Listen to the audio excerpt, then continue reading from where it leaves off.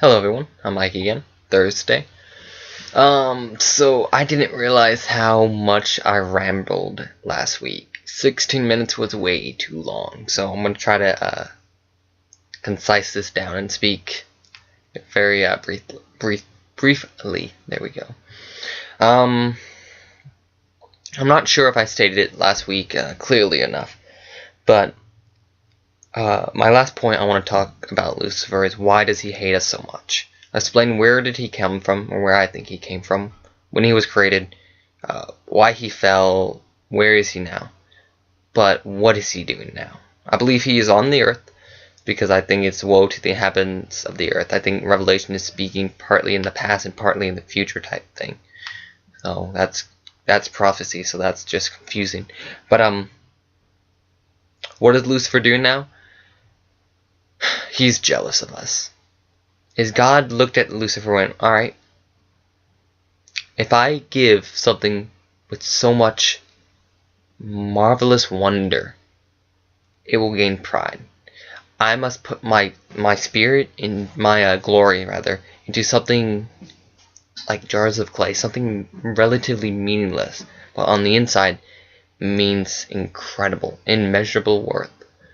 So that is what we are. We got Lucifer's position. It is through us that the world can see, not just simply humans, but all of creation can see God through us, that His glory shines through us.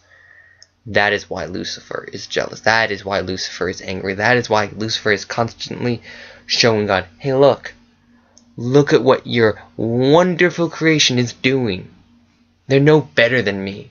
And God's like, but I still love them. So it kind of makes me wonder, does God have love for Satan? So the three questions I wanted to get through this entire session is there redemption for Lucifer? Does God love Lucifer? Now I can't think of the third one. There was another one. But I want to be done with that. I don't want to be talking about Lucifer because it's good to know your enemy, but when you obsess, you've gone too far. So I'm going to leave Lucifer over there. I don't know. A thought that I want to propose today is this is an interesting thought to me, because when a baby dies, we say that they go to heaven, just simply because they didn't have a choice. They could not choose evil yet, which I do not think that is entirely just. Is if a baby dies, it's not like they deserve heaven, nor do they deserve hell. Like, they don't deserve either. Which, yes, it is by grace, but through faith that we are saved. And that is what leads us into salvation and heaven. Because, this is a good thought. Grace and mercy. The difference between those two is mercy gets us out of hell. That doesn't mean we get to go to heaven. God's mercy could just be, you won't have to suffer for eternity. It doesn't mean that you can live in prosperity for eternity. Like, you don't have to go to jail, but that doesn't mean you get to live in a mansion type of idea. Which that's another interesting thought. But anyway, but it's by God's grace that allows us to go to heaven. So it's grace and mercy that gets us out of hell and into heaven. But so the thought is, does a baby receive that? David seemed to have this idea whenever his child with Bathsheba died. After he stopped mourning and everything, his servants were devastated.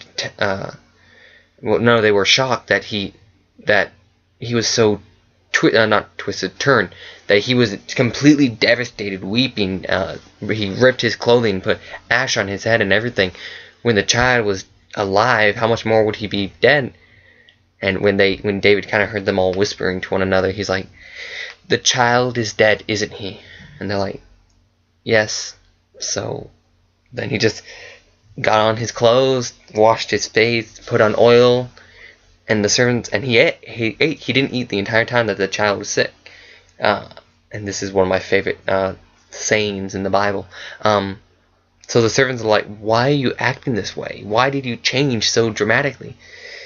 And David's like, I thought that while the child was alive, God might show grace, that he might that he might not take the child away. But I will later go to him, but he cannot return to me. And that seems like such amazing faith. But David seems to know something that we don't. That I will go to him, but he cannot come to me. Another thought of this, it could be that David saying that he will die, but the son cannot come back alive. So that could very well be the case. But I think David kind of knows something. And I think that's where we kind of get the idea that all babies go to heaven. Is if you don't hit the age of accountability, well then you just get a free ticket. But an idea I want to propose today is what happened if instead of you just get a free ticket to heaven, or hopefully not, that you just go straight to hell. What happened if it's more of a retry? That a baby that does not to anyone that does not hit the age of accountability, if they die, what happened if they get their soul gets another rerun? That, not saying that they get to live another life, because they didn't really ever lived a life. They never hit the age of accountability. Is that basically God's like, well, your body didn't make it, so you couldn't choose. I'm going to put this soul into another body. It's a bit crazy, a bit far-fetched. But I'm curious to see what are people's thoughts on that. What scriptures can you say to deny it? So that's what I'm going to leave you with. So have a good Thursday, or rest of your Thursday rather.